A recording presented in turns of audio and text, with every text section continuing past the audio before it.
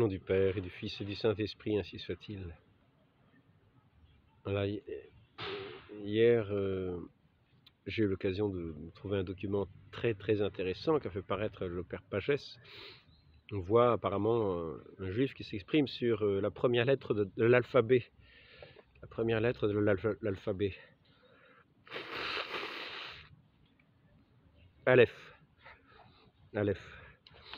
Avant ça, il parle de Erad. Erad, ça veut dire, en fait, ils sont unis. Hein. Ça veut dire un, mais en fait, ce un là ne veut pas forcément dire que c'est un seul, quoi. En fait, c'est aussi trois. Hein, c'est-à-dire, je vais lire exactement ce que j'ai entendu. Ils ne sont pas un, ils sont deux. Ils sont unis. Ça veut dire ils sont unis. Erad. Erad. E-H-A-D. Ils sont unis. Donc, on dit qu'ils sont Erad. Après, on dit qu'ils sont trois. Alors, Erad ne signifie pas forcément un seul. Ça peut vouloir dire plusieurs unis. Plusieurs unis. Le chiffre 1, alors par exemple, voyons bien notre Seigneur qui dit « Mon Père et moi, nous sommes un ». Après ça, les questions du Saint-Esprit, qui est ce lien entre le Père et le Fils, ce lien d'amour entre le Père et le Fils. Et là, nous arrivons à 3. Donc, Erad ne signifie pas forcément un seul. Ça peut vouloir dire plusieurs unis. Le chiffre 1, c'est la lettre Aleph. Et cette lettre Aleph est toujours composée, c'est toujours 3 chiffres. Hein. Il y a le Va, composé d'un Va, et de 2 Yod. Donc ça fait 3 lettres. Aleph, en hébreu, veut dire, Aleph, en hébreu, vaut 111. Je lis simplement ce que j'ai entendu. Hein. Mais ce que je ferai, c'est que je filmerai et je l'enverrai aussi sur une vidéo. Il y a donc, on peut dire, c'est ce qu'il dit, la mathématique hébreu, Aleph en hébreu vaut donc 111. Et il y a 3-1. Et il dit la mathématique hébreu, mathématique divine, c'est dire 1 égale 3. 1 égale 3. Donc, pas de hasard si le Dieu 1 s'est révélé en 3. Bon, je vais arrêter là. Alors, non, il est quand même intéressant de préciser aussi que Va, hein, on a dit qu'il y avait un composé de, Aleph, c'est composé de Va et de 2 Yod. Alors, Va, c'est le Fils de Dieu, ça veut dire le Fils de Dieu, c'est dans le Sohar. Et Yod, c'est le Père, et Yod, après, c'est le Saint-Esprit. Bon, voilà. Bon, maintenant, on a un petit peu, on a établi une chose importante, c'est-à-dire que, en fait, tous ceux qui parlent du Dieu unique, du Dieu un, tous ceux qui parlent du Dieu un, en fait, n'empêchent pas dans la spiritualité hébreu de rappeler que dans ce un, il y a 3. Ainsi, lorsqu'il disait, ce monsieur, lorsqu'il parlait justement à ce sujet-là, excusez-moi, je parle très mal, hein, j'ai le cerveau un petit peu embrumé, donc lorsqu'il parlait de ce sujet-là, nous disait qu'auparavant les Hébreux enseignaient que dans ce 1 il y avait 3, mais qu'aujourd'hui, pour contredire les chrétiens, eh bien, ils en viennent à nier cet enseignement qu'ils avaient auparavant, pour ne pas justifier les chrétiens, qui justement, en parlant du Dieu unique,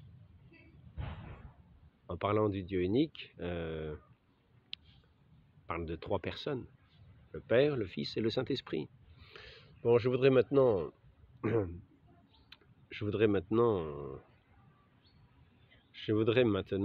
montrer que notre Dieu, ce Dieu unique, n'est pas un composé. Hein. Il ne s'agit pas de dire que Dieu est un composé. Non, notre Dieu est, comme on pourrait dire, infiniment simple. Il est la simplicité même. Il est la simplicité même. Il n'y a qu'une seule substance divine. Un seul Dieu. Une seule substance divine. Mais cette substance, dans cette substance divine, pour voir que, pour en revenir à ce qui a été dit à l'instant, lorsque nous parlons du Père, ce Dieu qui est notre Père, qui est le Père de toutes choses, qui est avant tout le Père du Fils unique de Dieu, dans la Sainte Trinité, nous pouvons dire que ce Père n'a pas été sans se connaître, et que cette connaissance, j'en ai déjà parlé dans plusieurs entretiens, que cette connaissance du Père, ce n'est pas une connaissance partielle. Le Père est omniscient. Il connaît toute chose d'un seul acte de connaissance. Dans un seul acte de connaissance, il connaît toute chose. Il n'y a pas des petits bouts de connaissances qui lui échappent, qui sont dans un oubli de la mémoire. Non, il connaît toute chose. Toute chose est devant ses yeux. Et cette connaissance du Père, cette connaissance du Père qu'il a de lui-même, c'est le Fils. Ce qu'on appelle le Verbe du Père. C'est la connaissance du Père. C'est le Fils unique. Il se connaît, il est engendré éternellement dans un seul acte de connaissance, dans la plénitude de la connaissance. Ainsi, cette connaissance du Père, et donc que le Père a de lui-même, dans le Fils, eh bien, on pourrait dire un objet de connaissance tout aimable. Et c'est ainsi que nous voyons que les dignes d'amour,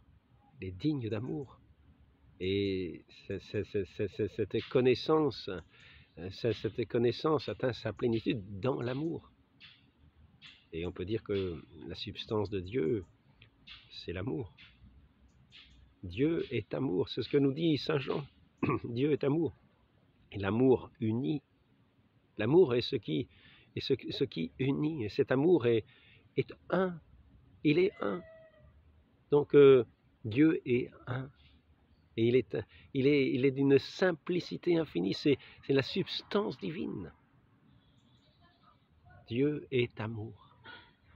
Ainsi, nous voyons que le Père est Dieu, le Fils est Dieu, le Saint-Esprit est Dieu, le Père est amour, le Fils est amour, le Saint-Esprit est amour, le Fils est la connaissance du Père. Et le Père et le Fils ne font qu'un dans cet amour qui les unit, qui est consubstantiel. C'est un mystère immense. Dieu n'est pas un composé. Il n'est pas un composé de différentes parties. Dieu est véritablement un. Et le Christ nous invite à entrer dans cette unité par cet esprit de Dieu. Il l'envoie à ceux qui croiront en son nom. C'est-à-dire que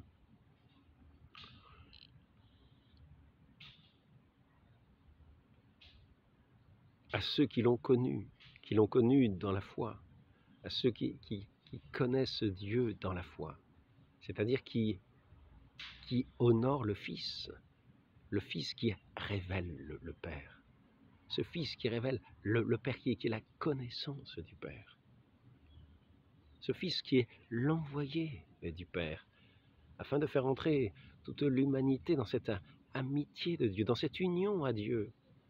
Et c'est par cette foi au Fils que nous entrons dans la connaissance du Père. Et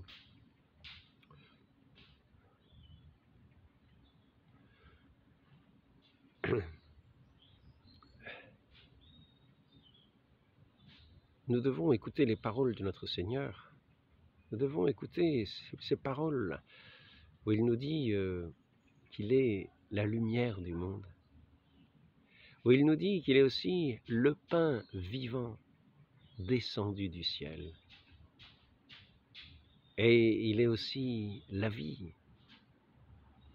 Et il nous faut bien considérer que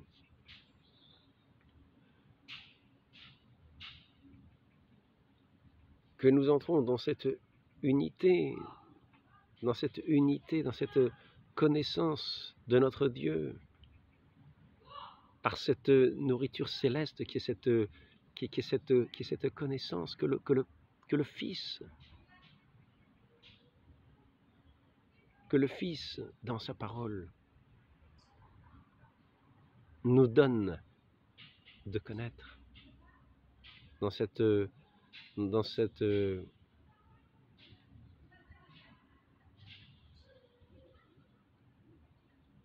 lui qui est la pleine révélation du Père, qui voit le Fils, voit le Père, est-il dit. Et c'est cette nuit qu'il m'apparaissait tout ce discours de notre Seigneur, qui nous disait que celui qui vient à lui ne marche pas dans les ténèbres, il est la lumière du monde, et que celui qui vient à lui ne marche pas dans les ténèbres. Il entrera dans la connaissance de la vérité tout entière, par cette que celui aussi l'aime, il dira que celui qui garde sa parole, que celui qui garde cette connaissance qu'il nous donne du Père, que celui qui garde sa parole, c'est celui-là qui l'aime. Et ainsi, il nous faut savoir que nous ne pouvons honorer le Père que véritablement en honorant le Fils. Nous ne pouvons honorer le Père qu'en honorant le Fils. Bonjour. Bonjour. Bonjour.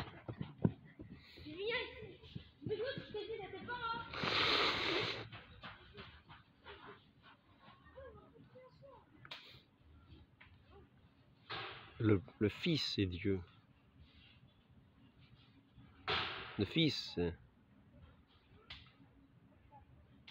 qui est cette connaissance du Père, est Dieu lui-même. Il est Dieu. Il est l'éclat de sa substance, l'empreinte de sa substance. Il est la lumière qui vient au monde pour éclairer tout le monde, pour éclairer tous les hommes à cette lumière divine, à cette lumière du Père, à cette connaissance qui est la vie éternelle. Et c'est pour cela qu'il est aussi le pain vivant descendu du ciel. Parce que celui qui entre dans cette connaissance du Fils, c'est celui qui adhère au Fils, qui rend honneur au Fils, qui entre dans cette connaissance du Fils, qui est cette parole du Père, eh bien, il va se nourrir de cette parole de Dieu, qui est comme cette parole sortie, toute parole qui sort de la bouche de Dieu, est-il dit. Et ce pain vivant est vraiment cette parole unique du Père, qui nous est adressée. Il est le pain vivant descendu du ciel, afin que nous entrions nous aussi dans cet amour du Père, par le Fils, qui a révélé la plénitude de son amour, lorsqu'il s'est livré pour nous sur la croix, pour notre rédemption, dans une obéissance parfaite au Père, dans une union parfaite au Père, dans ce mouvement de cet amour, dans cet amour du Père, dans ce Saint-Esprit de Dieu, dans ce Saint-Esprit d'amour qui est Dieu lui-même.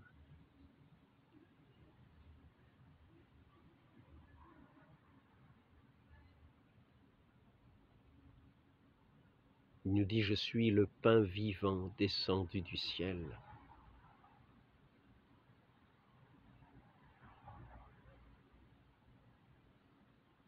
Et il nous invite à manger de ce pain vivant, à nous nourrir de ce pain vivant qu'il est lui-même. Dans cette connaissance, lui qui est venu s'incarner parmi les hommes, se faire homme parmi les hommes. Cette image parfaite du Père. Et nous devons le reconnaître. Si nous n'aurons pas le Fils, nous n'aurons pas le Père. Si nous méprisons le Fils, si nous ne le reconnaissons pas dans ce qu'il est, Dieu lui-même, dans cette substance divine, unique, cette même substance du Père, si nous ne le reconnaissons pas, nous n'aurons pas le Père. Le Fils est la connaissance, et la connaissance pleine et entière du Père. Le Fils unique du Père.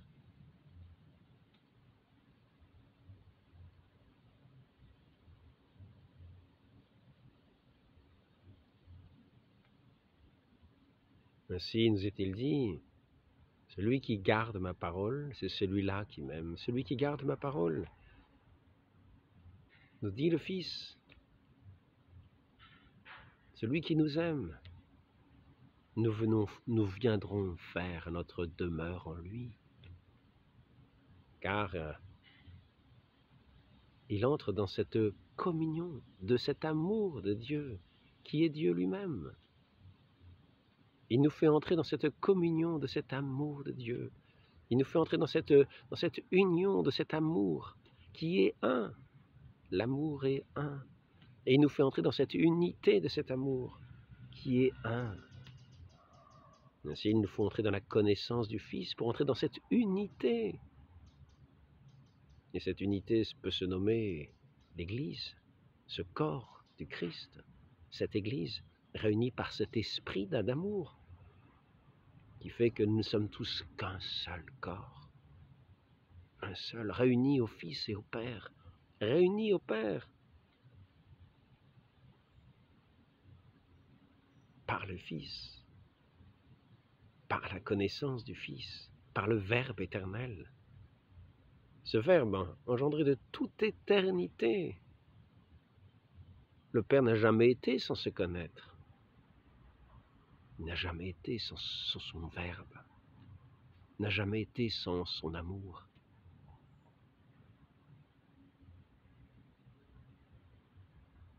Ainsi, cette très sainte Trinité, ce Dieu d'amour, nous invite par sa connaissance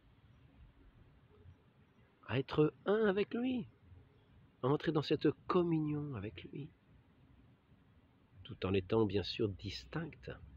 Nous sommes des créatures, mais il nous donne par son amour de nous unir à lui, par ce Verbe éternel qu'il nous a donné, qui s'est donné à nous comme le pain vivant de nos âmes.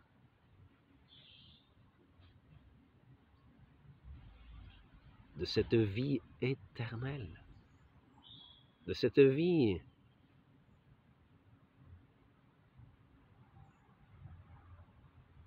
qui n'a rien de passager, d'aléatoire, dans cette vie éternelle, la vie elle-même, la vie, l'amour, la joie, la paix, le bonheur éternel, sans commencement ni fin.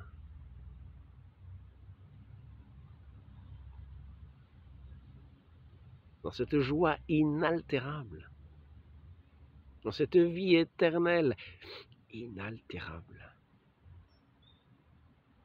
infiniment simple. Ainsi, nous voyons que ce mystère de la très sainte Trinité est en même temps ce mystère de la simplicité, de cet amour qui vient nous unir à lui-même.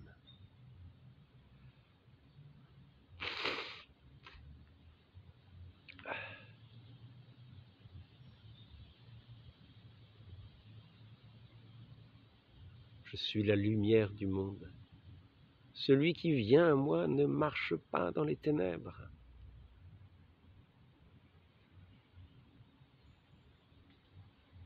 Il entrera dans la vérité tout entière.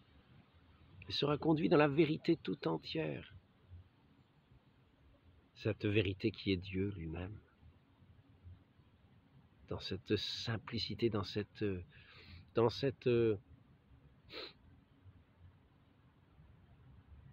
béatitude, dans cette béatitude éternelle,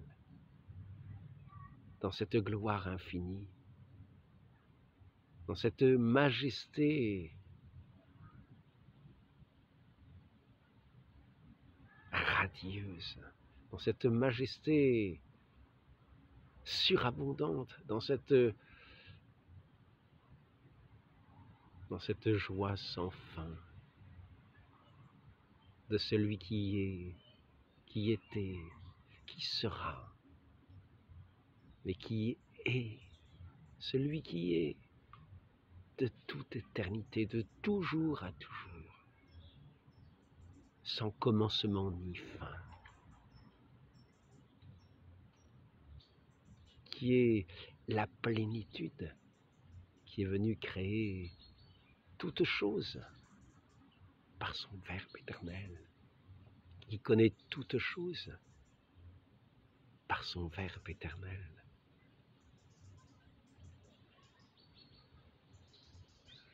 Et qui sanctifie toutes choses en donnant la plénitude à tout être, dans l'unité, dans l'amour. Il nous introduit dans cette pleine lumière des enfants de Dieu, dans cette liberté des enfants de Dieu.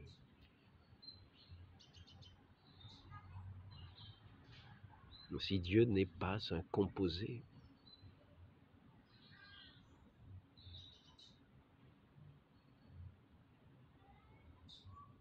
il n'est pas un composé de divers éléments, non.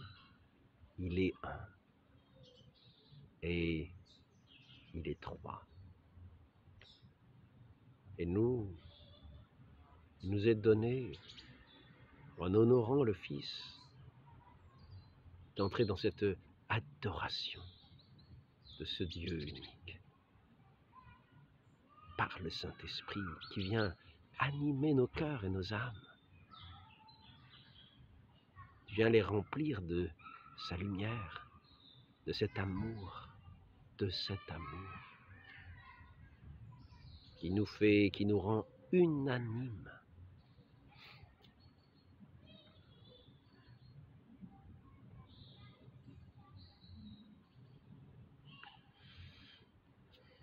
Voilà quelques pauvres mots sur un sujet que je voulais néanmoins aborder. Notre Seigneur qui nous dit « Je suis le pain vivant descendu du ciel. Je suis la lumière, le chemin, la vie, l'amour. » Demandons à la très sainte Vierge Marie qui a donné naissance à ce divin Fils, ce Verbe éternel dans la chair, dans sa chair, qu'elle a revêtu de son sang, de sa chair, et qui se fait pour nous pain vivant lorsque nous le recevons dans l'hostie.